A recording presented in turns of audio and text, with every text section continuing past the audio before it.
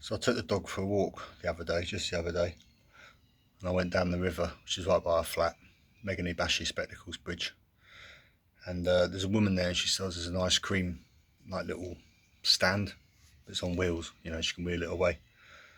And she's a bit of a Gaijin type woman. And before, like, she asked me, I walked past, she went, America? I said, no, I'm English. I said, it's Japanese. And she went, oneji tokoro. Like, it's all the same place. It's like, okay, whatever. Where do you go to? Where do you study geography? Anyway, the reason for this little thing is the other day, so I'm walking past, and I don't know whether because I bought ice cream for the kids a short while before from her, but she thought she could unbend to talk to the guys a little bit more.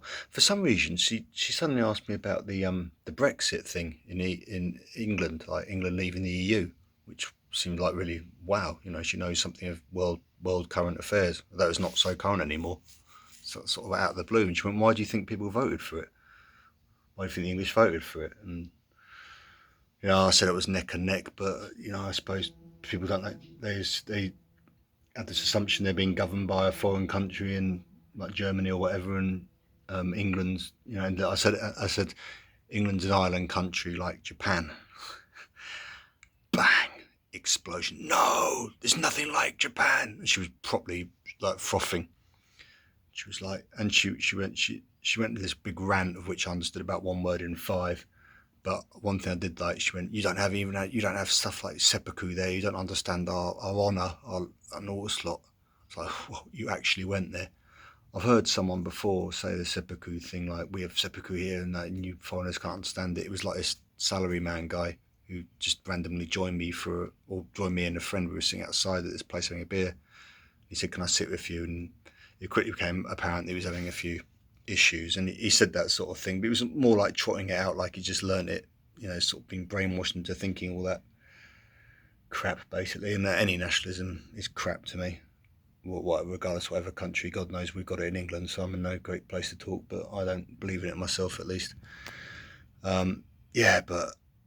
and she was, and then back to the ice cream woman, and at the time she was making ice cream for someone, and while she was ranting, she was holding it in her hand, and it's quite a hot day, it's starting to get hot here, and it started to melt.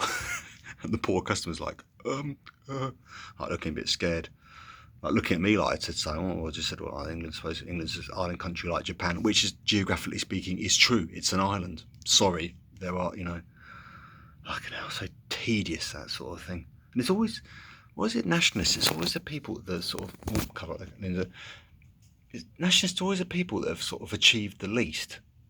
I get someone, scaling Everest and sticking a flag of their country in, or, winning the Olympics or doing something. And they say, yes, I get that. But nationalists, it's always the same tedious, mundane people. Anywhere in the world, again, I stress that. Anywhere in the world, it's always the most tedious, mundane people that have to go and bang on about what country they're from, like it's achievement, like you achieve something being randomly born on a particular patch of rock. I mean, big deal. Anyway, so that was such on my thoughts after that. I sort of said, well, I'm sorry if I upset you, and slowly edged it away from that mental ice cream woman. And I've changed my route, walking the route, because I couldn't stand. I went there one more time, I got glared at, nothing was said, so I obviously queered my pitch there, and all Gaijin are terrible and everything else ever after. Anyway, so that's my little story of the my encounter with the nationalistic ice cream seller. Cheers.